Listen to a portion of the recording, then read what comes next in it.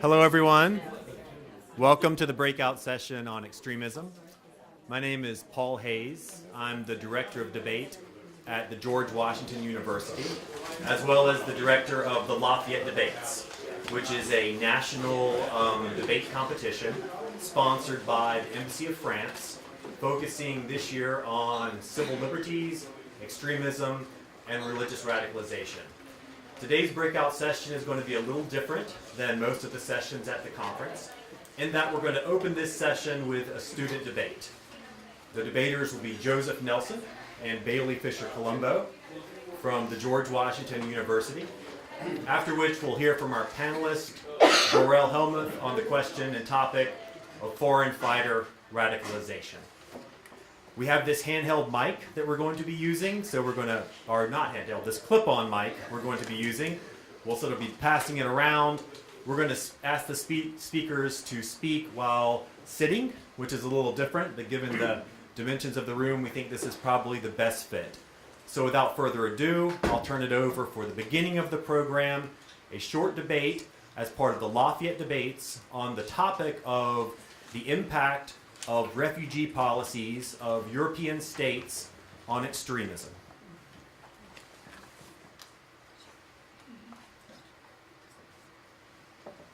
To introduce myself before I begin my speech, I'm Joseph Nelson. I'm a senior at the George Washington University, and I'll be affirming the topic that refugees should be welcomed into Western European nations to combat radicalism.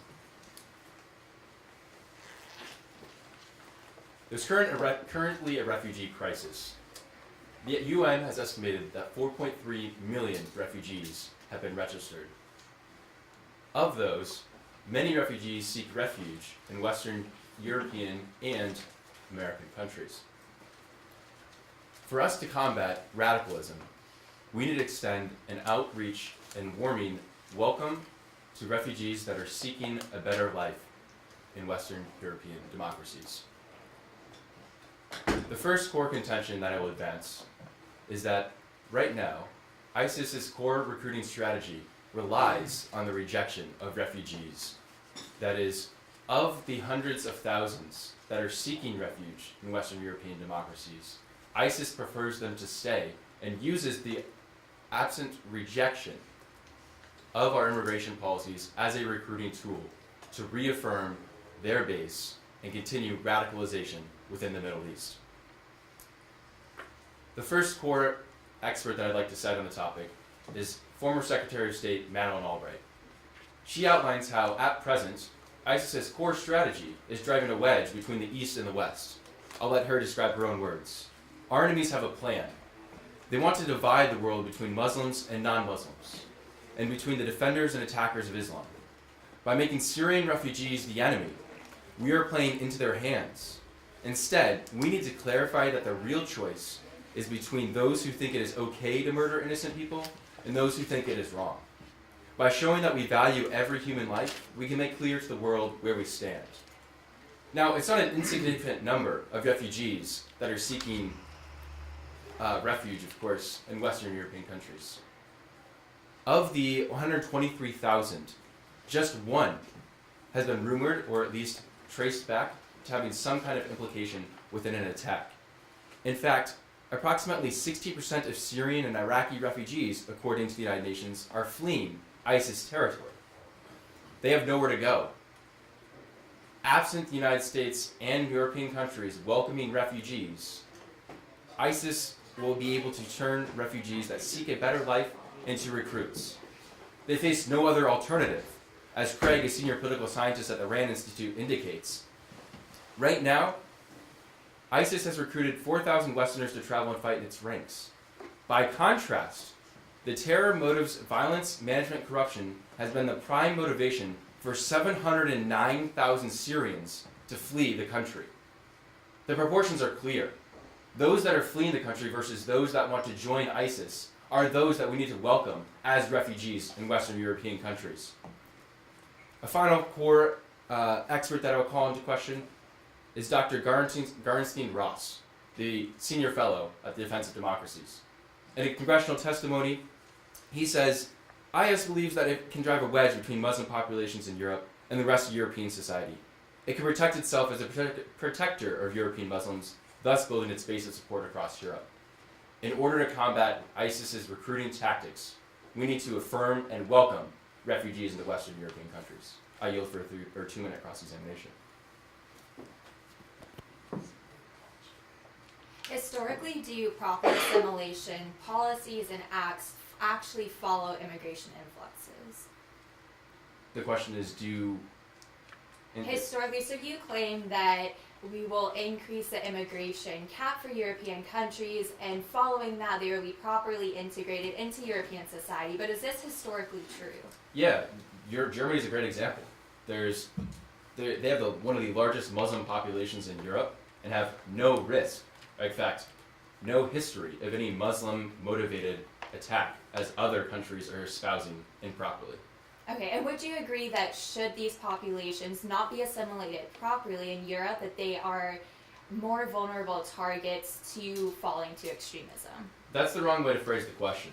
It's either a refugee comes to Europe and has the chance to leave ISIS, or they're stuck in Syria, Iraq, other Middle Eastern territories where they're more likely to fall susceptible to ISIS recruiting tactics. And in Europe, they are completely free of any access to terrorist networks or to any influence of terrorist networks. Less than a world of your argument where they're not welcomed in Europe, yes.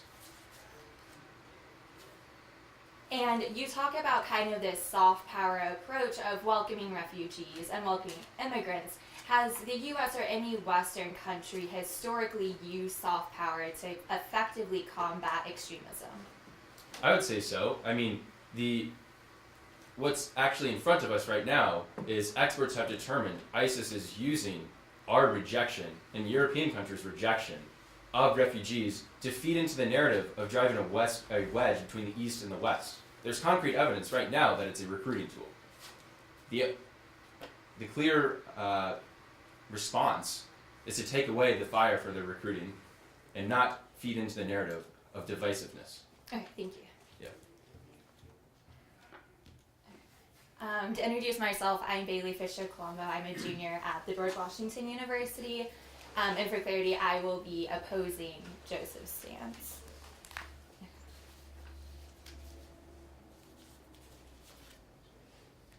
There is no single profile of a terrorist. Tor Borgo, in his book, The Root Causes of Terrorism. Unfortunately, the international community has no definitive link to why extremism perpetuates, but there are a few emerging patterns. Unfortunately, these patterns cannot be addressed properly through simple immigration to Europe, and that's what I want to explore today. The first pattern is that of how these terrorist networks actually operate on the ground.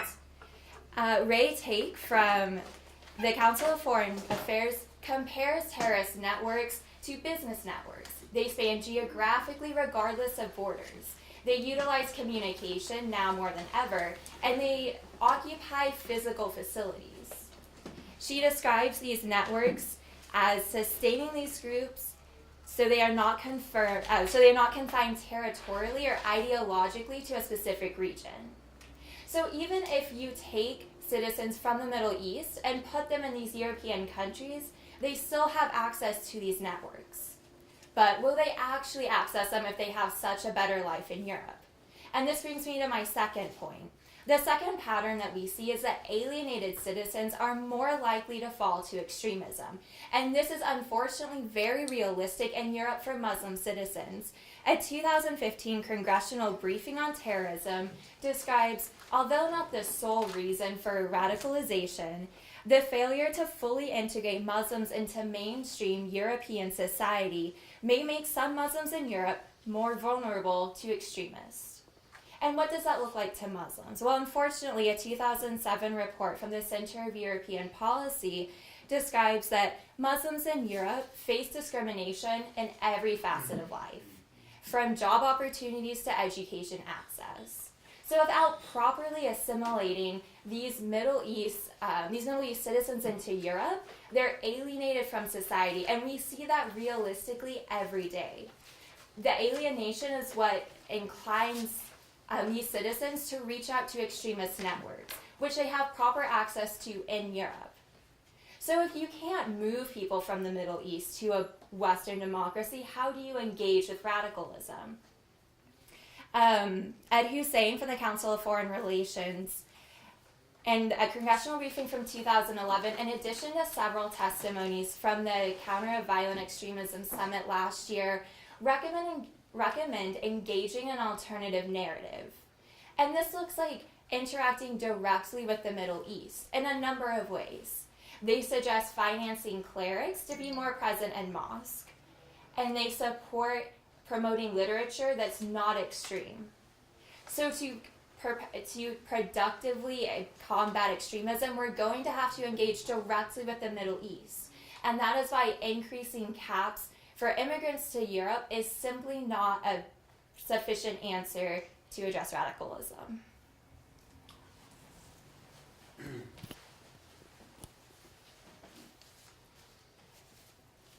So the first part of my questioning, I want to focus on the claim that Muslims, or even any type of immigrant or refugee in Western European countries, according to your argument, are more likely to fall susceptible to terrorist networks compared to whom?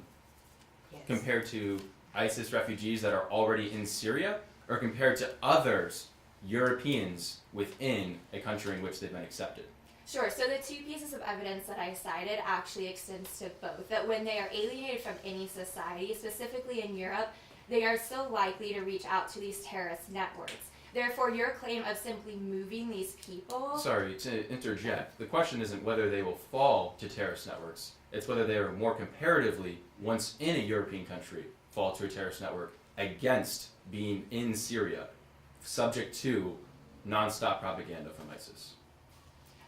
Okay, sure. So the evidence doesn't compare those two. Okay, and then something else that I want to discuss is the question of the terrorist networks.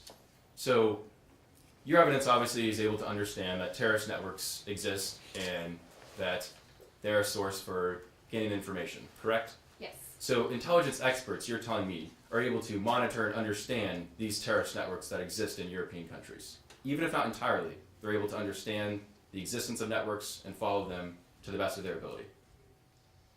I think I'm a little unsure of your question, but... I guess what I'm getting at is, Sure. the networks can be monitored when they're in European countries much better and more efficiently, right, than those in Syria or Iraq.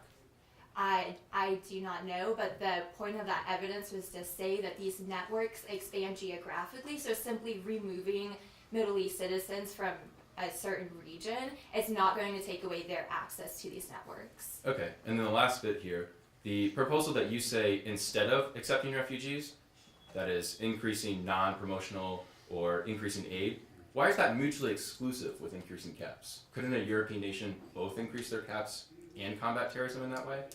Because the most effective way to address the roots of extremism is to engage with it directly. You can move these citizens and ignore the problem, a temporary fix which the international society sees again and again, or you can focus those efforts in actually addressing the cause of Middle East extremism in the Middle East. Thanks.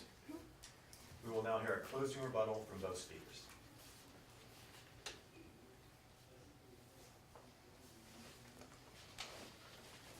The crux of this debate is how to fight radicalism among refugees or those that may fall susceptible to ISIS terrorist networks. The affirmative believes that bringing a refugee that is seeking different lifestyles and fleeing ISIS is more likely to be integrated into European society and more likely to not be fall victim to terrorist networks once they're in a European country than if they are left with no alternative but to turn to ISIS. The negative would have you believe that having someone in a European country means they're still susceptible to terrorist networks. That may be true, but on balance, we are better able to monitor those networks. We're better able to cut down access to the foreign populations that feed into the narratives. And we third, give them an out instead of falling victim to the same types of ISIS propaganda. For those reasons, and the need to fight the humanitarian crisis that we have afoot, I strongly urge you to think voting affirmative. Thank you.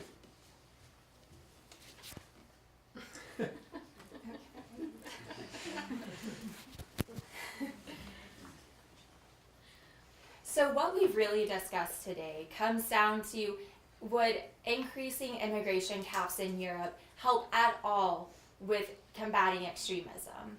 And the problem with framing the topic or framing the question that way is that you're not looking at a long-term solution. You're also not looking at the additional problems that would arise in Europe. Refer back to my first speech, that these Muslim populations are more likely to be alienated in European society, which pushes them to these extremist networks. Comparing this to the axis of networks in the Middle East, it's hard to do. But you see, in both situations, you're not addressing the fundamental reasons extremist ideologies perpetuate. And to do that, you cannot simply move people a couple hundred miles and hope that everything else will fall into place, especially when historically assimilation processes are near to nothing. An alternative is engaging with extremism productively and directly in the Middle East to address the root causes of this. And that is why increasing immigration gaps is an insufficient answer to combating radicalism in the Middle East.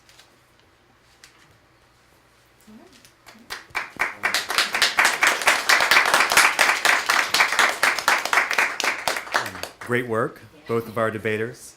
For those who are interested, the Lafayette Debates National Debate Tournament will be held at the George Washington University on April 15th and 16th. You're all invited to come. It's open to the public. If any of you have expertise on this particular topic, we would love to invite you to come and judge at the tournament. There will be debaters there from all across the country, as well as French debaters there. It should be a very exciting event, and we would love to have you there as observers or as judges. Now that we've heard from students quoting experts, we're going to hear from an actual expert on the topic. Dorle Hellmuth is from Catholic University, and she will speak in particular on the topic of foreign fighter radicalization. Can we just switch around? Yeah. Take over here. Absolutely.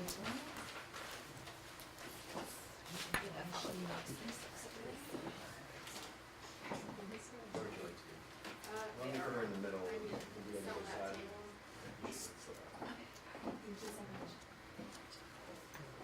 Excuse me, what is the speaker's background? Let me get settled in here. Sure. I'll be talking about that. And thank you for that question. I was going to introduce myself as well. My name is Dorle Hellmuth. I'm assistant professor at Catholic University, where I teach classes on both undergrad and graduate classes on comparative politics, European politics, and also security-related topics. I just published a book, I'm going to have to mention that, with Penn Press. It's called Counterterrorism in the State. If anybody cares to learn more about counterterrorism decision-making in Western democracies. But that's a whole other topic. We're going to be turning to foreign fighter radicalization now. So I actually wrote a whole paper devoted to this topic and in preparation for this conference, and it was talking about both French and German foreign fighters, and I'm just going to focus on French foreign fighters today because I have limited time, not realizing that one of the panelists actually wouldn't make it, unfortunately. So I'm going to just focus on French foreign fighters. We can talk about German foreign fighters after in the Q&A if there are questions about that. So foreign fighter radicalization, it's not just about God, politics, or the economy, stupid, this title says. I got the idea for the topic and the title because I was coming across various reports on Western foreign fighters leaving for Syria and Iraq, indicating that between 15 and 25% of them are converts to Islam coming from non-Muslim backgrounds.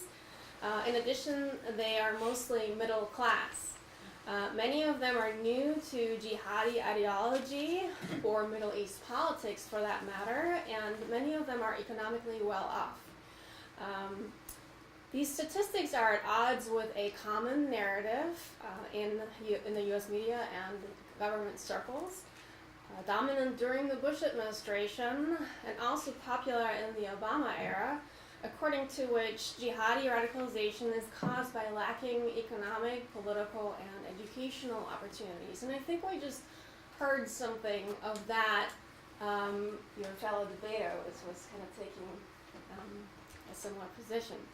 So according to this narrative, more economically disenfranchised and politically marginalized Muslims, for example, those in Europe, are more likely to resort to terrorism, whereas well-integrated, well-educated, and economically successful Muslims, like those in the United States, are unlikely to attack their homeland, as they're mainly occupied with their quest for the American dream.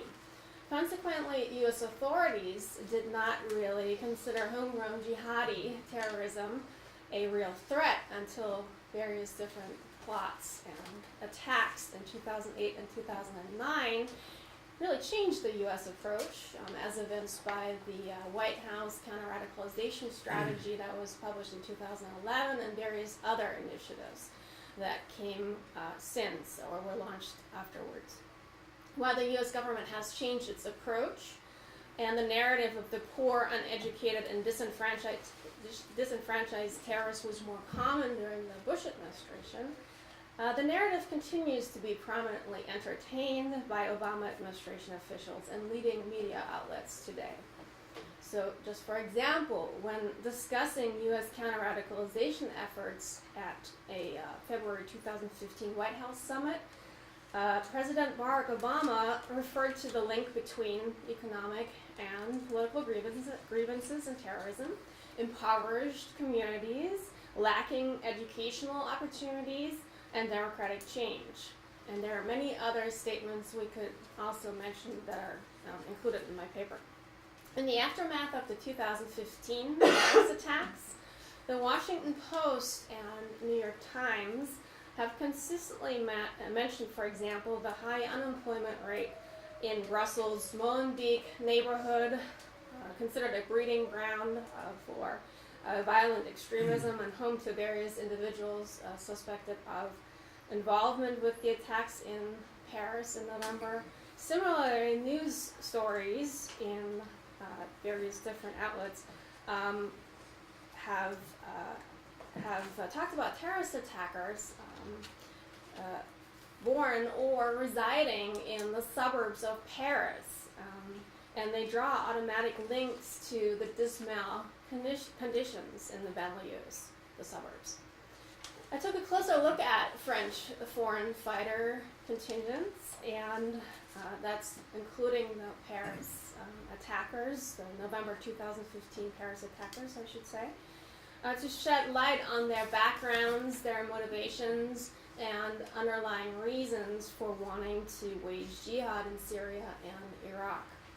The purpose is to move beyond the narrative of the poor, angry, and disenfranchised, and religious jihadi terrorists, and to contribute to a more substantive and more comprehensive analysis of the prevailing mechanisms of jihadi radicalization.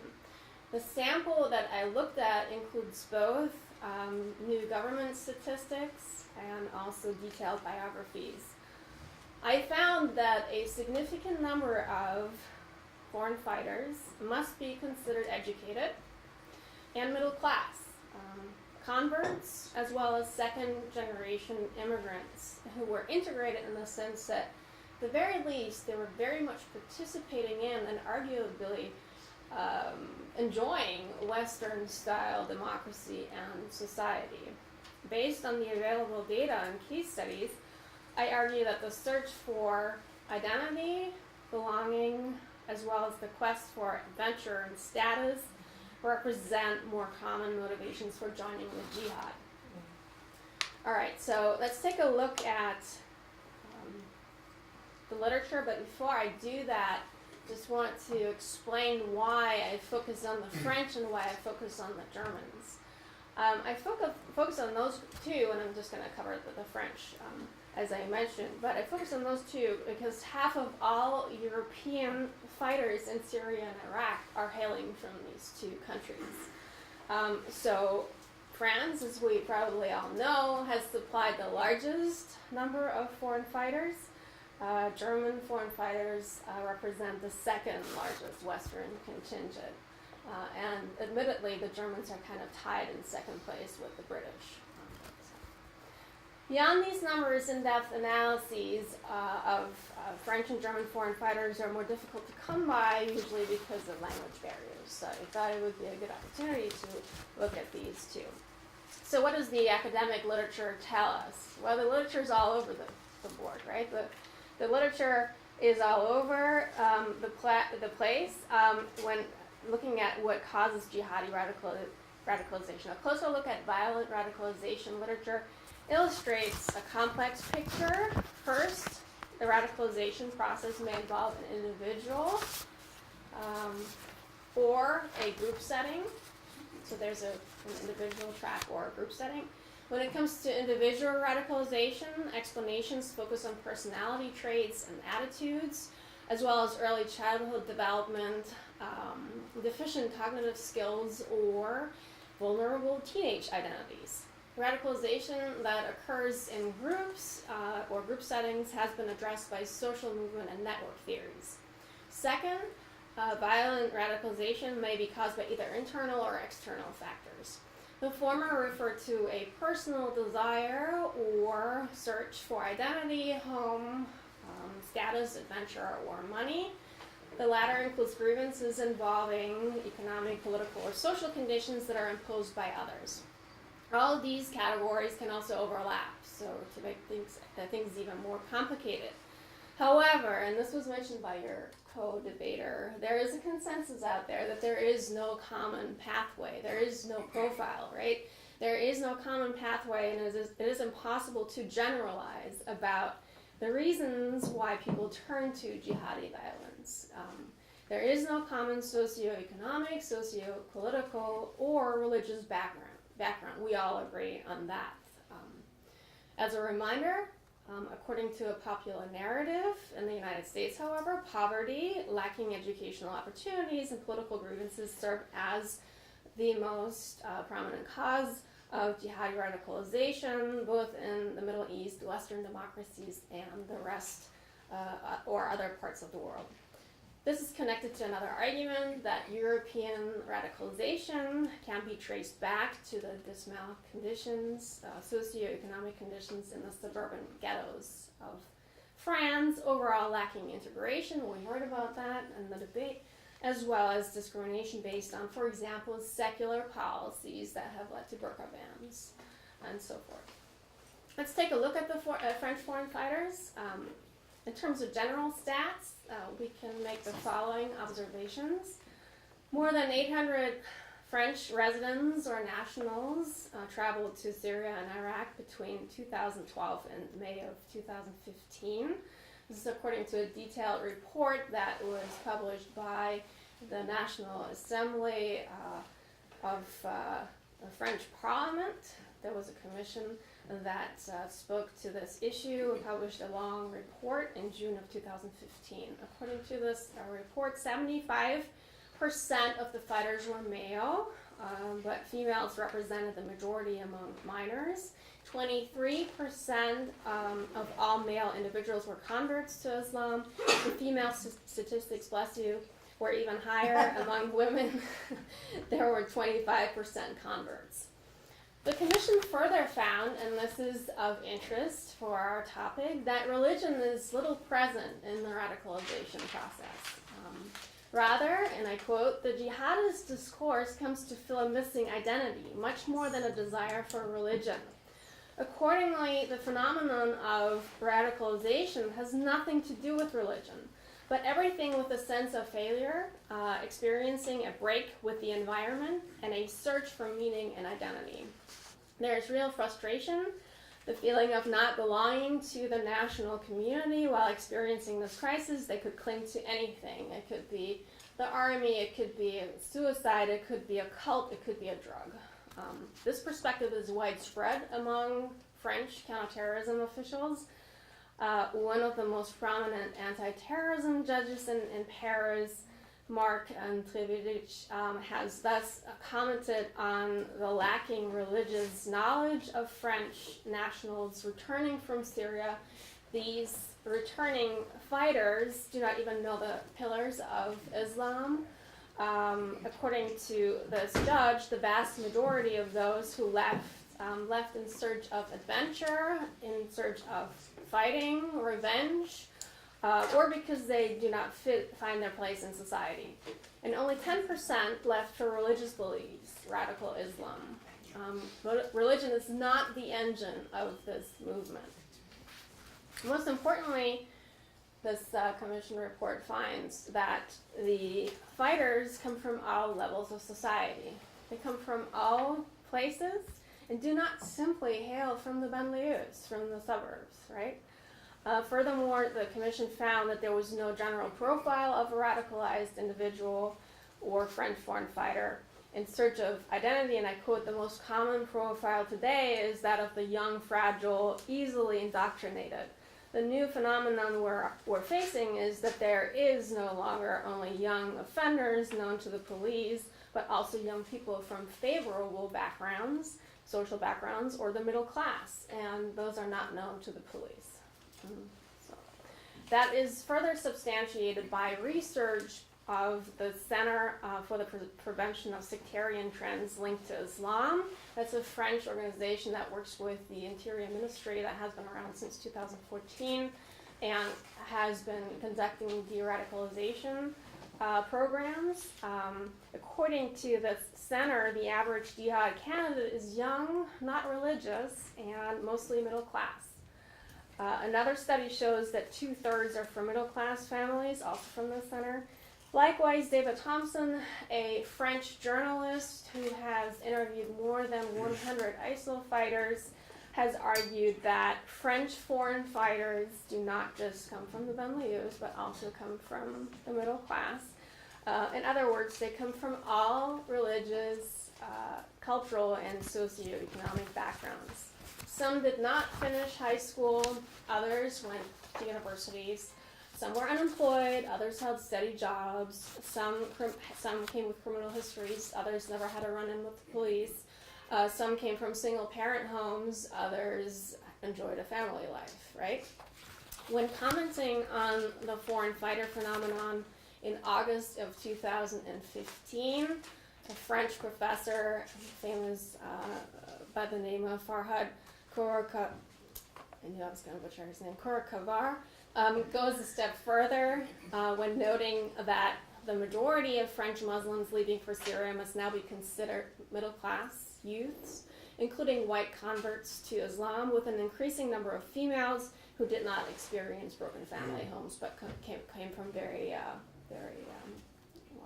what's considered normal backgrounds, not disenfranchised. Let's take a closer look at the Paris attackers, those from November of 2015.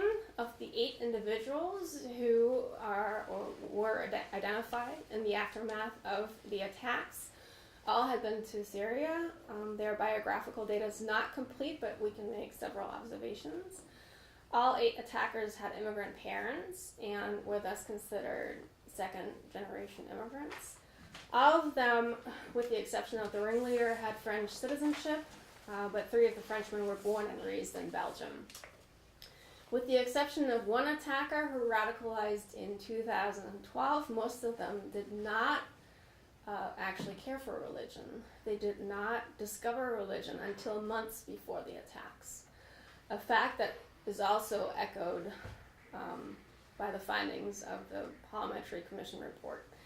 Several of them regularly consumed and also sold alcohol, drugs, which is obviously forbidden for any Muslim, but certainly under Sharia law as proclaimed by ISIL. Their parents were generally not religious. Most of the attackers did not speak Arabic or only knew broken Arabic. They did not lead ghetto lives and took advantage of standard educational opportunities. One of the attackers, by the name of Sami Amimour, he was mentioned by the Financial Times. And the Financial Times, and I quote, starts out like this: "At first glance, he fits the standard profile of homegrown French jihadists, raised in crime-ridden ghettos and consumed by hatred. A closer look at his background, however, illustrates a more troubling reality, and I quote, that nice guys with loving parents and decent jobs can be terrorists too, right? While employment details are not available across all cases, we can make some observations as well. So several of them were employed. They owned or managed a bar. They worked as bus drivers or truck drivers. They worked as bakers and so forth. Some of the attackers went to very prestigious secondary schools, private schools, and colleges, while several also flunked out of these schools. They all actually received a high school education and all finished that high school education. They're all pretty young too. So why did they become radicalized then? Because we just heard that standard explanations don't really tell us much. Well, a very good argument can be made that young age, coupled with impressionable minds and identity questions, plays a role with regard to radicalization in France. According to Olivier Loy, a French professor who's been researching this topic for a long time, almost all French jihadists belong to two categories. They either come from the second generation of immigrant families or they're converts. What do these two groups have in common? They break with their parents, or more specifically, they break with what their parents represent in terms of culture and religion. Why else would converts, Boy is asking, who have never suffered racism suddenly want to avenge the humiliation of Muslims or humiliation suffered by Muslims? It is not the radicalization of Islam, but the Islamization of radicalism. Yes. I love that. So, got one fan at least, right? So the problem is not specific to banlieues, but it is affecting all levels of society. We can furthermore note that many of France's foreign fighters, including the November Paris attackers, were second-generation immigrants, we've heard that, who were born and raised in France and Belgium, but at the same time also embodied their parents' culture. They only knew broken Arabic. They did not practice Islam until they became radicalized. But they also knew of, understood, and identified with traditions and perspectives that were different from mainstream Western society. They were torn between worlds and identities, their Western environment and that of their parents. In the midst of this personal struggle, the very black and white, violent Salafi interpretations offered clear answers, and the Islamic State a place of belonging and destiny, even and especially, actually also for women. Moreover, both converts and second-generation immigrants started identifying with Muslim causes, Syrians being persecuted by the Assad regime. This phenomenon is called group grievances. They are at the heart of this matter, and that is very nicely illustrated by Macaulay and Moskalenko, actually, who have done research on this. Furthermore, the loss of a parent due to death or divorce, experienced by 3 of the attackers, or transferred to a different school, experienced by 2 of the attackers, can result in the loss of social connections and routines, and a drastic break in a person's life and identity, opening him or her up to new social ties, new ideas, and new identities. This phenomenon is called unfreezing by Macaulay and Moskalenko, and further illustrates the importance of new social ties and networks for radicalization.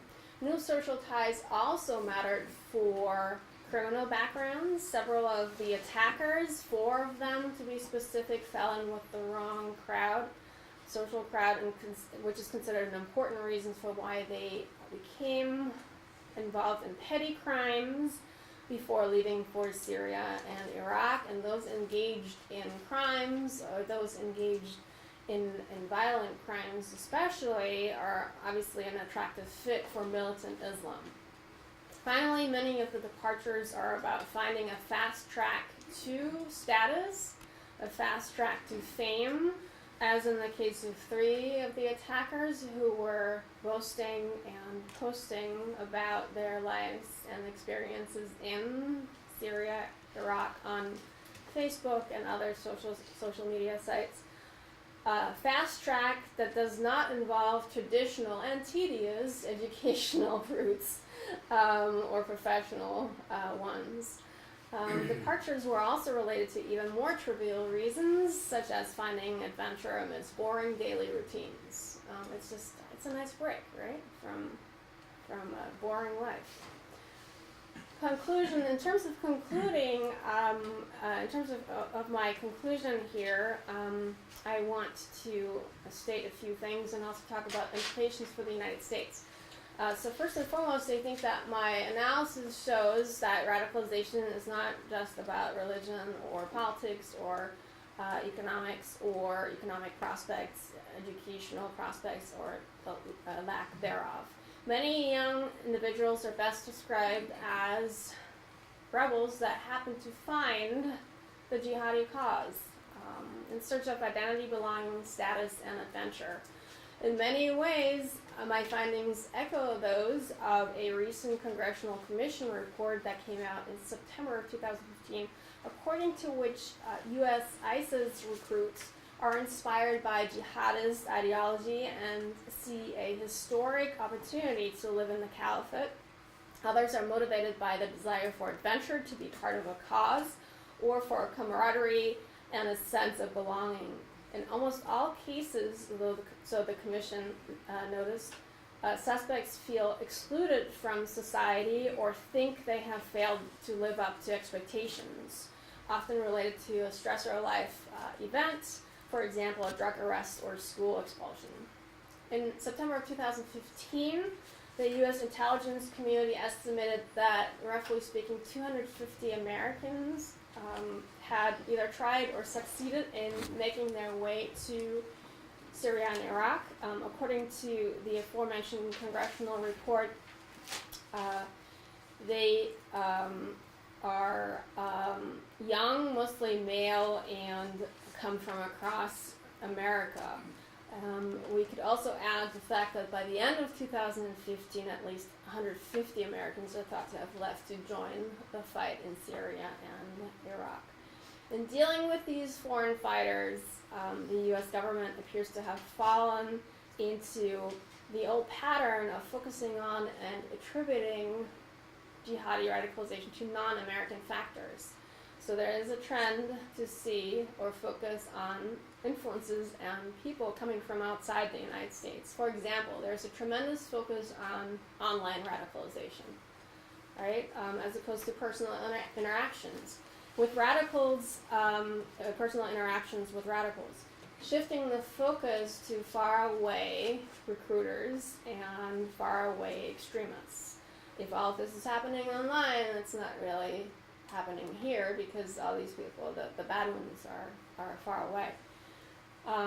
Even though many U.S. Muslims have a higher socioeconomic status and education than average Americans, young people in the United States are not devoid of identity crises, the search for belonging and adventure, and are therefore equally vulnerable to ISIL rhetoric and narratives. Both educated and prospering U.S. Muslims and non-U.S. Muslims have been receptive to ISIL ideology. Well, there is no doubt, and now I'm quoting President Obama, that ISIL is targeting Muslim communities around the world, and especially individuals who may be disillusioned or confused or wrestling with their identities. It is important to bear in mind that these individuals also reside in the United States and involve non-Muslim communities. Finally, if one is going to attribute importance to the conditions in French banlieues, then U.S. ghettos and segregated cities should also be taken into consideration, right? Then we also need to focus on those. However, there is a large emphasis on externalizing the threat the terrorism threat here in the United States. The government has been externalizing terrorism threats through various different programs. Border security initiatives come to mind, fighting terrorists elsewhere. In any case, there is an emphasis on externalizing threats that are thought to be coming from outside the United States, rather than also focusing on de-radicalization programs inside the United States. As foreign fighter, radicalization is not just about external factors, God, politics, and the economy. The United States may be well advised to also adopt more of a home focus as well. And I look forward to your comments, observations, and questions. Thank you.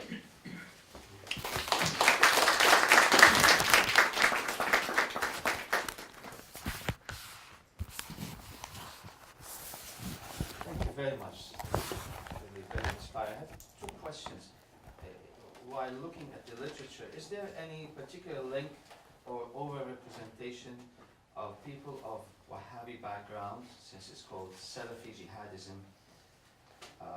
And has anybody compared the profile of those people who fall for ISIS to the profile of anarchists or radical left wing, which we used to have last century, or inner city gangs? Yep. It's a great question. So with regard to the latter part, I am not aware of anybody looking at that. I actually happened to put together a terrorism typology, and I differentiated between 8 different kinds of terrorism, and I found similarities between anarchists and left-wing terrorists and traditionalists, I call them.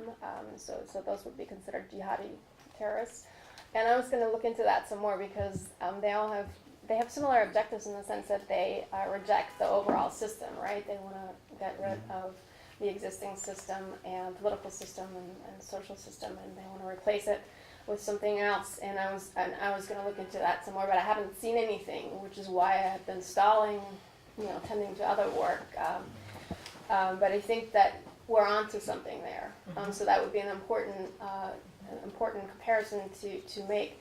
And in terms of focusing on Salafi backgrounds, I haven't seen anything in American literature, but I know that in Europe there is a huge focus on Salafi backgrounds because that is the main threat. And government reports in Germany and in Britain and France, those are the 3 countries I'm focusing on. They only refer to Salafi, the violent Salafis, right? So they're concerned with that, and so the school of the sociologists, I mentioned one of them, Roy. I would venture that they actually focus on Salafi terrorists more so than others. Sorry. No. Thank you. Hi, my name is Paulette Lee. Well, as you know, I really liked your statement. That was great. Thank The you. Islamization of radicalism and not the opposite. I want to thank everybody for their presentations. And is Bailey also still here, or did she? She had to go to class. Okay. Well, I can't. Yeah, I need that excuse. So the problem I have actually with the debate is not the presentation of the debate, which I thought was very good. But I thought that the way the question was phrased really brings up the crux of the issue, or the proposal, the way it was phrased. Because it seemed to me that it assumed that refugees, because they came from Muslim countries, or may in fact have been Muslim, were ergo more susceptible to radicalization. And that, I think this is a very dangerous kind of morass to wade into, okay? And that it reminded me, for example, of the Japanese internment, okay, where the Japanese were believed by virtue of their cultural profile, shall we say, that they would be sympathetic with the enemy. When in fact it was found, studies were done later, that, and I can't cite them, I'm really terrible on that, but I do know that there were studies that showed, in fact, that wasn't true.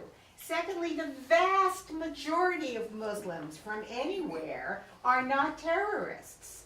And the gentleman's point about the gangs, the inner city gangs, my question dealt with the fact that at least 2/3, if not more, of terrorist activities in the United States, of mass shootings and so forth, are caused by white Christian males. So my question was going to be, not should we build a wall against them and prevent them from Got a wall with a door, right? yeah, that's right. Just an exit, you know. But rather that so if any studies had been done with that, vis-a-vis any other cults, because increasingly we're seeing that the so-called profile, which is very vague, of the so-called Islamist terrorist, but I'll go there, I'll give you that, okay, is very similar to the profile of anyone who joined a cult of any kind, whether it was down in Guyana or, you know, whatever it may be. Okay, I'm supposed to have a question, right? I think that What, was what do you think of what I said? I think That's always the go-to. I agree with you on many counts, but in terms of comparing right-wing terrorists in the United States and jihadi terrorists in the United States, the New America Foundation has done a really nice job in tracking terrorist attacks and plots in the United States, and actually has been alerting us to the fact that most terrorist attacks and most casualties after 9/11 that have occurred in the United States have been due to right-wing terrorists and not the jihadists. Right, that's what I said. It was, I think, Exactly. at least 66%, at Right. least 2/3. Right. But they have a very nice website and dedicated to all of this, and so some of these policy, it's a think tank. Some of these policy outlets and academics are paying attention to that, and there are obviously similarities that we can draw, as I mentioned before, between those two groupings, just based on their objectives. So. Did you have a question? I mean, no, there's, Yeah, there was something directed to you. yeah, right? yeah. Okay. So the question of whether the debate framing was problematic, you'll recall that your argument was actually a part of the way I introduced the speech, in that the UN has found of 123,000 refugees that sought specific safety within specific Western European democracies, just one was implicated to have any sort of tie to a previous attack. So I mean, a fraction of a percent. Right. So I guess what I'm saying is the proposition you put forward was just as much part of my argument to dissuade anyone from believing that refugees are the root cause of the problem. Yeah, and just in terms of my own research here, I focused so much on France as part of my talk, but I also looked at German foreign fighters, and I looked at those German foreign fighters that are most prominent in the sense that they either became suicide bombers in Iraq or Syria, or took prominent positions with ISIL, or they returned to Germany and were then arrested and convicted because they were members of ISIL or because they were engaged in murder or what have you. And so when I was looking at these, I'm just looking at 10 of these foreign fighters, which is obviously a very small number. It's not representative. But the majority of these people don't have an immigrant background. I mean, they look like us, and they just decided one day that they were going to join the jihad. Obviously not one day, but radicalization processes are not taking very long here, on average 1.5 years. And these are young people, and they have no immigrant background. They don't have that Muslim background at all. So we're seeing that trend. I think the German government also came out with a report talking about just that, the high numbers of converts. And yeah, sure, there's going to be those with immigrant backgrounds, but that's really not the issue here. I don't think.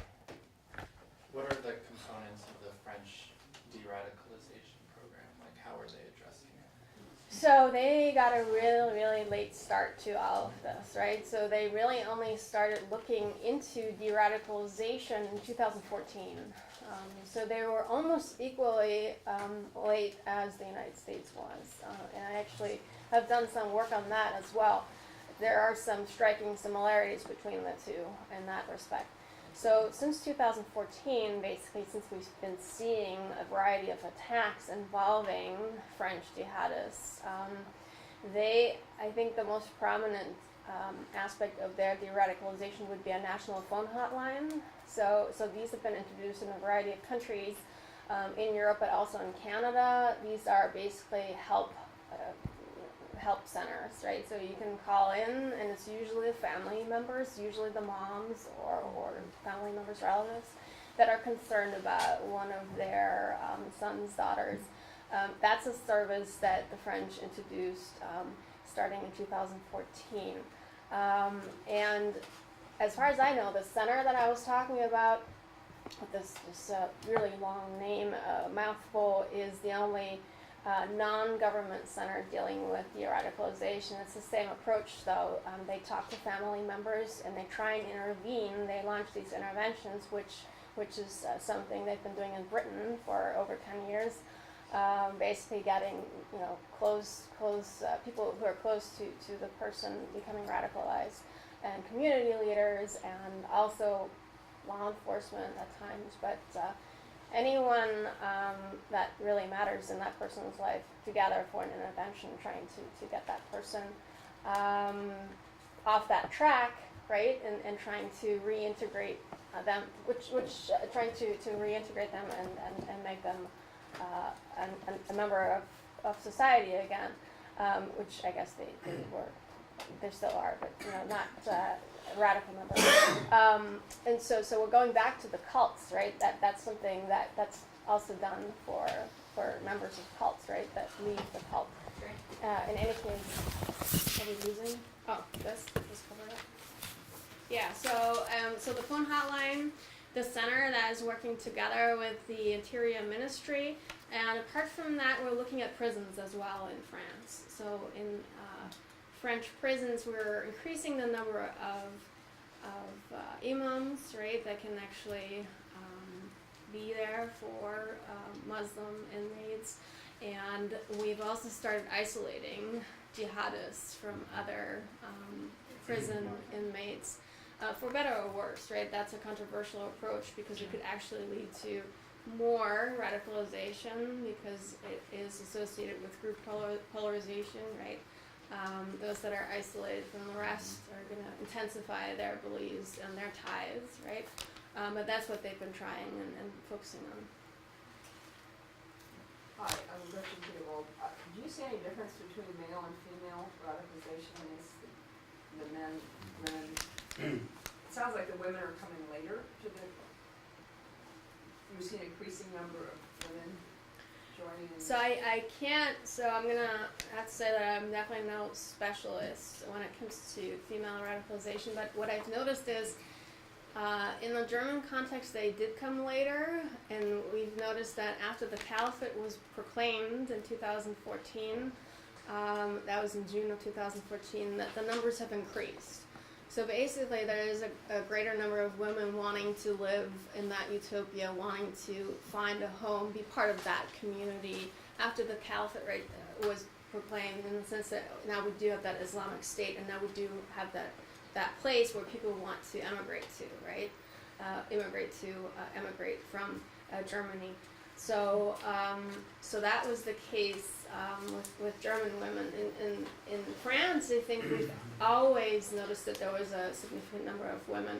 And in the French context, various different famous French sociologists, including Olivier Roy, which I also referred to him as part of my speech, they have drawn attention to the fact that this is basically, for women, it's been a way to emancipate themselves.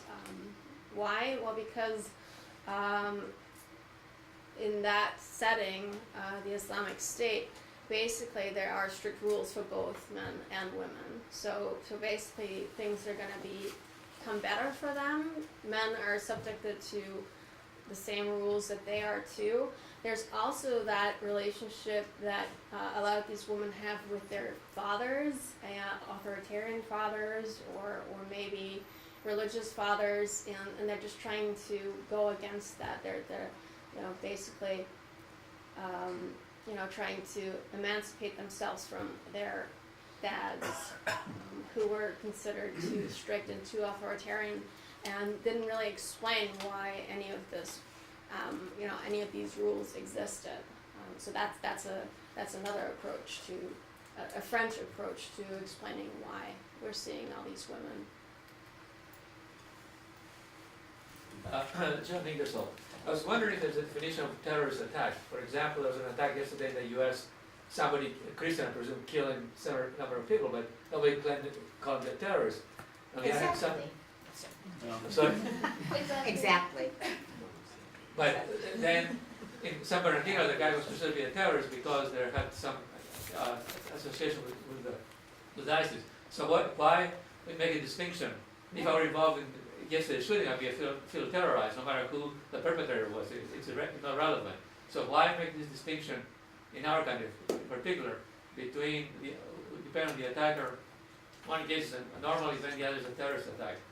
What's the origin of that? Or how can I go around to eliminate that distinction? Because to me, either attack is a terrorist attack, no matter what the perpetrator, the affiliation was. I think that's a very important question, and I don't think it comes with any easy answers. So to me, a terrorist attack is when terrorists are, so first of all, in terms of definitions, so when terrorists are looking to terrorize, right, they're looking to create fear, but they're targeting civilians or non-combatants, and they are in pursuit of certain political objectives. So there is the fear factor, there is political objectives, terrorism is inherently political, and civilian casualties. And yes, we do have to question and wonder why a lot of right-wing attacks are not called terrorist attacks, right? They're just referred to as shootings or killings, or it's a crazy person going out, right, on a rampage. And so you have to make that, you have to start wondering, and I've been discussing this in my classes. I think, so I'm only going to give you my hunch because I haven't looked into this more, but I think it has maybe something to do with this notion that, terrorism is something that comes from outside the country, right? Terrorism is something that is foreign and is, the bad guys, the evil guys are outside the country. They come here and they do bad things. But so if we're going to call right-wing acts of political violence terrorism, which we often don't do, then we're going to include a lot of Americans. I'm sorry? We do that. We never do. I don't think we ever do. Yes, we do that. I don't know why you say we do. We What do was the occasionally. We do occasionally. But so most of the time, okay, so in any case, so I think it would just involve or include more Americans, right? So more full-blown Americans would be affected by this label, whereas when it comes to jihadi terrorism, we can make the claim that, it's coming from outside the United States. This is something that is not inherent to, or is something that didn't, originate here, or didn't come from here, because we do make that distinction a lot, the foreign and domestic distinction. Thank you. Ladies first. Hi. So I wanted to ask you, we haven't been able to stop juvenile crime. We haven't been able to stop mass shootings. What is our success rate going to be with radicalization at all? I'm sorry? Like, we haven't been able to stop juvenile crime. We haven't been able to stop mass shootings. How are we going to stop radicalization? If anybody tells you they know the answer to this question, they're lying. So in the United States, the focus has been threefold, right? So as a part of our strategy, we've been studying the issue a lot. We've been doing this since 2011. We've been trying to become experts on what leads to radicalization, what makes people, turn to violent jihad. We have also been trying to engage Muslim communities. We've been trying to set up all sorts of initiatives, engaging them, talking to them, communicating with them, trying to foster trust, I guess, and facilitate collaboration? Should there be an issue? And the third thing has been, or supposedly the third thing was going to be a counter narrative. We haven't really succeeded in doing any of that. The counter narrative has not actually been forthcoming. So that's what we set out to do in the United States. That's broadly speaking our approach here. So I think the counter narrative is very important. We never hear from those who maybe returned, and we never hear those stories of those who came back from Syria and Iraq or changed their mind last minute and I don't know, became different people, I guess. I think those stories could be highlighted as part of a narrative, for instance, right? There's many ways to create a narrative, but we haven't done any of that. I think that would be important to do. As you can hear, we're near the end of the session, so maybe just one more question. Hi, my name is Jamal Jefferson. I'm a grad student from the University of Baltimore. And my question is, from your research, it mostly deals with radicalization of Europeans and European countries and all that stuff. But could this be used as a blueprint or framework in countries that aren't Europe, like in the Middle East in general? Like, are they similarly radicalized by these same elements, or is it something different? That's not your research area, but could it be used in that setting, in a different setting? I tend to be very careful about that because we're dealing with drastically different regimes, and we're not dealing with liberal democracies.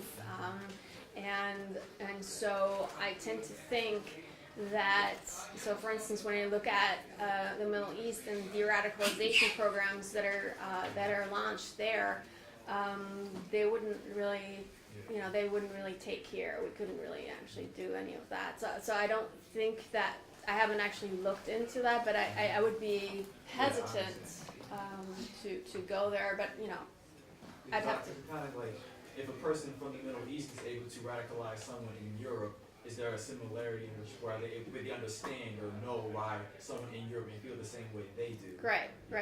No, and I'm sure there are similarities there. I just, it's a great question. So perhaps another research venue for me. One last question here, the lady over there. I just have a comment actually.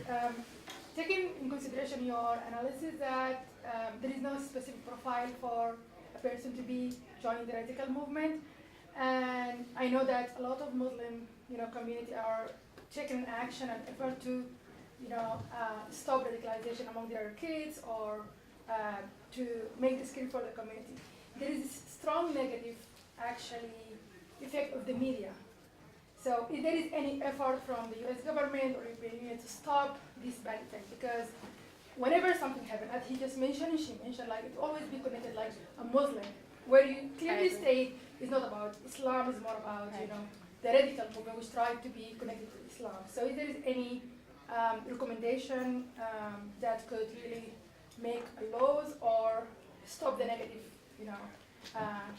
of the media. I don't have that, but let me tell you, I'm frustrated with the media as well because I keep reading this. This was one of the core incentives as well, right? Reading all this stuff about the poor disenfranchised and what have you, and the angry Muslims and the crazy Muslims, and it's simply not true. That's not what research is telling us and showing us. So I'm as frustrated as you are. I don't know how to control the media. I don't think there's any way to do it because they're going for headlines and they're going for what's getting people's attention, and that just happens to be jihadi terrorism, unfortunately. Well,